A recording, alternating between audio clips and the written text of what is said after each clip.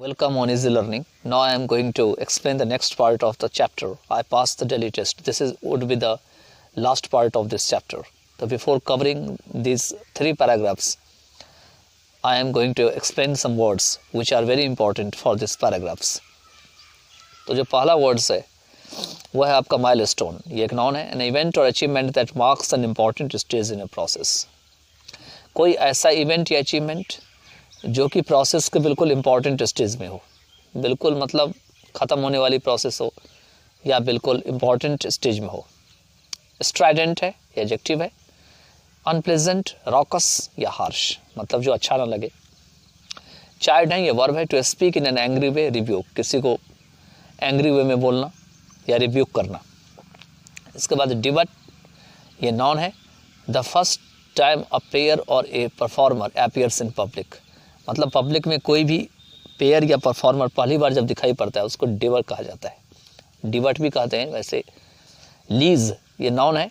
New energy and enthusiasm, मतलब एक नई एनर्जी और एंथुजियाज्म को यहाँ पे लीज कहा गया. ये वो वाला लीज नहीं है जो आप समझ रहे हैं, ये लीज डिफरेंट है. तो यहाँ तक किए थे. अब देखते हैं जहाँ पे ये 6 रन मार रहे थे कैसे, जब कैच छूट गया तो इसके कारण से ये इनका 6 हो गया था. अब आगे देखते हैं. I was enjoying my self because the ball was coming through nicely and one could play shots without worrying about movement of the wicket. कहते हैं मैं अपने आप को एंजॉय कर रहा था क्योंकि बॉल जो है बिल्कुल अच्छी तरह से उसी तरह से आ रहा था जैसे कि शॉट खेला जाता है, बिना किसी चिंता के और बिना किसी विकेट के हलचल के. So there were drives and even the odd square drive in that innings. इसीलिए यहाँ पे कुछ नहीं था, केवल ड्राइव था. ड्राइव करते जा रहा था हर बॉल का, और हर एक बॉल की कह रहे हैं जो ड्राइविंग कर रहे थे, उस हर एक बॉल की जो ड्राइविंग हो रही थी इस इनिंग्स में वो इम्पॉर्टेंट थे. I had a good bat too, मेरे पास एक अच्छा बैट भी था. So the ball went off like an obedient thing, इसीलिए बॉल भी उसी तरीके से चला जाता था जैसे मैं इसको हिट करता था. इसी को इसने एन ओबिडिएंट थिंग कहा है. When told to do so, जब इसको ऐसा कहा जाता है करने के लिए. तो I had no clue that I had past 50, मेरे पास कोई ऐसा क्लू नहीं था कि मैं 50 रन पूरा कर चुका था.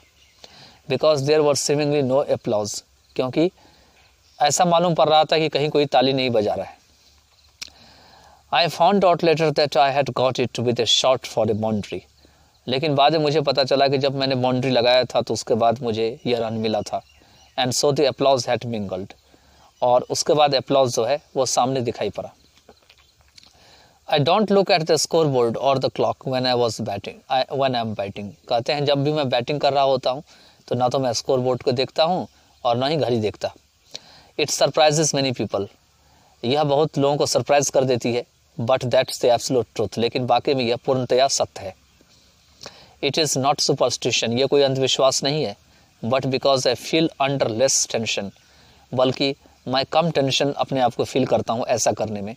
And I am more relaxed like this, और मैं ऐसे में बहुत ज़्यादा रिलैक्स भी फील करता हूँ. Then if I was aware I was close to a century, मतलब उसके तुलना में जब मुझे ये पता रहता है कि हम सेंचुरीज़ के बहुत करीब हैं. तो ये कब यहाँ पे गवास्कर कह रहे हैं कि मैं ऐसी चीज़ नहीं जानना चाहता कि मैं सेंचुरी के बहुत करीब हूँ, जल्दीबाजी में खेलूँ और आउट हो जाऊँ. तो कह रहे हैं when one is near a century and knows it, कहते हैं जब कोई भी व्यक्ति सेंचुरी के बहुत करीब होता है और उसे यह पता रहता है, then there is the possibility of being hasty, तब संभावना होती है जल्दीबाजी करने की. एंड इम्पेशेंट, और वो अधैर्य हो जाते हैं. एंड लूजिंग वंस विकेट, और ऐसा करके वो अपना विकेट क्या करते हैं, गंवा लेते हैं. After all, I have always believed that a century should be just a milestone in one's quest for more runs. आखिर में मैं हमेशा से ये विश्वास किया हूँ कि सेंचुरी जो है वो किसी भी व्यक्ति के को अधिक रन बनाने के लिए एक खोज है या एक माइलस्टोन है. Thus when I flicked a ball from Marshall past mid on, इस तरह से जब मैंने मार्शल पास्ट मिड ऑन पे एक बॉल को फ्लिक किया, it went off for a boundary, तो यह सीधा बाउंड्री के लिए चला गया.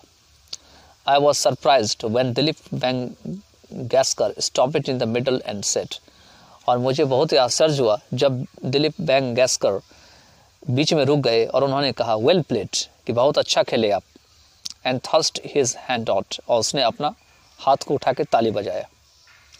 He must have known by the expression on my face that I did not know my score because he said bloody hell. और उसने मेरी फेस के एक्सप्रेशन को देख के ज़रूर जान गया होगा कि मुझे अपने स्कोर के बारे में मालूम नहीं था, क्योंकि उसने कहा था bloody hell. It's your 29th, कि यह तुम्हारा 29th है. Jeff Dujon and Viv Richards were there to pump my hand. ये दोनों भी थे जो मेरे हैंड को पंप कर रहे थे और एंड ऑफर देयर कॉन्ग्रेचुलेशन, और अपना अपना कॉन्ग्रेचुलेशन भी दे रहे थे. And Clive Lloyd was making his way from the first slip to offer his hand, और ये भी आ रहे थे अपना हाथ हमारे हाथों में देने के लिए. I just shook my head in wonder because in my mind I thought I was in the 80s. यहाँ पे क्या कह रहे हैं, मैं वंडर के कारण अपना सिर को हिलाया, क्योंकि मुझे लगा था, मेरे दिमाग में ये था कि मैं अभी भी 80 पे खेल रहा था. And here I was already past a century, और यहाँ तो मैं सेंचुरी भी पार कर लिया था. इट वॉज ए बिनमिंग मोमेंट, यह बिल्कुल चुप रहने वाला पल था. बिनमिंग मतलब चुप. Ever since my return from the West Indies people were eager for me to score the 29th century. कहते हैं जब से मैं वेस्ट इंडीज़ से वापस आया था तो पीपल काफ़ी ज़्यादा ईगर थे, उत्सुक थे मेरे 29th सेंचुरी बनाने के लिए. And so whether it was plane, taxi, office, hotel, lobby और restaurant, strangers would walk up and offer their good wishes. तो चाहे यह कोई प्लेन हो, टैक्सी हो, ऑफिस हो, होटल हो, लॉबी हो, रेस्टोरेंट हो, स्ट्रेंजर्स हमेशा जो आया करते थे मेरे पास अपनी अपनी विशेस देने के लिए.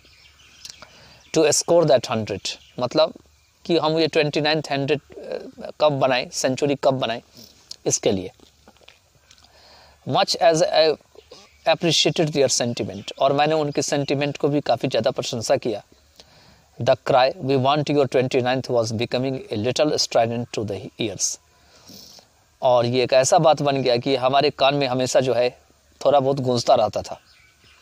It was there for a great relief to get that century. इसीलिए उस सेंचुरी को बना के काफ़ी ज़्यादा मुझे रिलीफ हो गया. And see the delight on the face of my countryman, और अपने कंट्रीमैन के चेहरे पर में जो खुशी थी उसको भी मैं देखा. They had waited for it patiently, कि वे ऐसा पेशेंटली जो है कर रहे थे, मतलब पेशेंटली जो है वेट कर रहे थे ऐसा करने के लिए. प्रेड फॉर इट, ऐसा करने के लिए वो प्रे किए थे. And probably had tensions in their lives, और शायद उनके जीवन में टेंशन थी. Well I was struggling for it, जबकि मैं इसके लिए स्ट्रगल कर रहा था.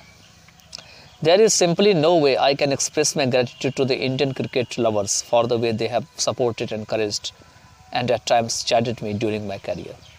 कहते कोई सिंपल वे नहीं है जिससे मैं अपनी ग्रैटिट्यूड को अपने इंडियन क्रिकेट लवर्स को दिखा सकूं. जिस तरीके से उसने मुझे सपोर्ट किया, इनकरेज किया, और कभी कभी मुझे डांट भी देते थे मेरे कैरियर के कारण. I imagine the only thing I can do to repay their loving concern is to try and score as many runs as I can before test cricket is finished with me. कहते मैं imagine करता हूँ एक ही चीज़ जो है मैं कर सकता था अपने लविंग कंसर्न के लिए, वो ये था कि मैं अधिक से अधिक स्कोर बना सकता था जितना मैं कोशिश कर सकता था. एज आई कैन बिफोर, जैसे कि मैं टेस्ट क्रिकेट से पहले किया करता था, टेस्ट क्रिकेट खत्म होने से पहले. The rest of the innings is more of A blur. बाकी जो आगे का इनिंग चला वो बिल्कुल खाली सा जा रहा था. Because I played as if in a daze and it was no surprise, और क्योंकि मैं बिल्कुल ही अलग तरीके से खेल रहा था और इसमें कोई आश्चर्य की बात नहीं है. When Larry Gomes knocked my off stump back, Larry Gomes जो है जब उन्होंने मुझे ऑफ स्टम्प को नॉक कर दिया पीछे में, as I played forward and missed the ball, जैसे मैं आगे होके खेल रहा था और बॉल मिस कर दिया. My century had come in 94 ball, तो मेरा सेंचुरी जो है 94 बॉल में हुआ था. आई वॉज इन्फॉर्म्ड, मुझे बताया गया. एंड आई वॉज सरप्राइज्ड, और मैं काफ़ी ज़्यादा सरप्राइज था. Because I do not think I have ever played so many shots to get a century, क्योंकि मुझे नहीं लगता है कि मैंने कभी इतना ज़्यादा शॉट खेला था एक सेंचुरी को बनाने के लिए. Most of my centuries have a liberal sprinkling of ones and twos and take their time coming, and this was definitely the quickest in terms of time as well as deliveries faced. कहते हैं कि अधिकतर जो century हमने बनाए थे अभी तक, उसमें हमने अधिकतर 1 रन या 2 रन मारे थे, और ऐसा करके मैं टाइम भी काफ़ी लिया था। लेकिन इस बार जो है वाकई में क्या मेरा बहुत ही जल्दी समय में बनाने वाला सेंचुरीज था, और साथ ही मैंने बहुत सारे बॉल को फेस भी किया। Yet it is not my best test century, लेकिन फिर भी अभी तक यह मेरा सबसे अच्छा सेंचुरी नहीं था या नहीं है। My best test century was the one scored in the first test at Old Trafford in 1974। मेरा सबसे अच्छा सेंचुरी तब था जब मैंने 1974 में ओल्ड ट्रैफर्ड में टेस्ट में मैंने खेला था। There the conditions were against batting, यहाँ पे बैटिंग के खिलाफ एक कंडीशन थी। And I had not scored a test century for 3.5 years, और मैं 3.5 years के लिए भी एक सेंचुरी नहीं बनाया था। In fact the last one I had scored was during my डिवेट series, और बाकी में डिवेट सीरीज़ में एक स्कोर था जिससे मैंने पूरा किया in the West Indies in 1971 में वेस्ट इंडीज़ में। So there were doubts in my mind, इसलिए मेरे माइंड में हमेशा डॉट रहता था। Then about my ability to score runs, मतलब मेरी एबिलिटी के लिए कि मैं रन अच्छे से बना पाऊँगा या नहीं बना पाऊँगा। That knock in Manchester was an important point in my career, वो जो नॉक था मैनचेस्टर में ये मेरे कैरियर का एक इम्पॉर्टेंट पॉइंट था। And give a new lease to my cricketing life, और इसने मेरी क्रिकेटिंग लाइफ के लिए नया एनर्जी या इंथुजियाज्म को तैयार किया। इसके साथ ये चैप्टर एंड होता है। I hope you would have understood the whole chapter very well. Now you can repeat the chapter several times, and after then you can have a good idea to grasp the meaning of the chapter.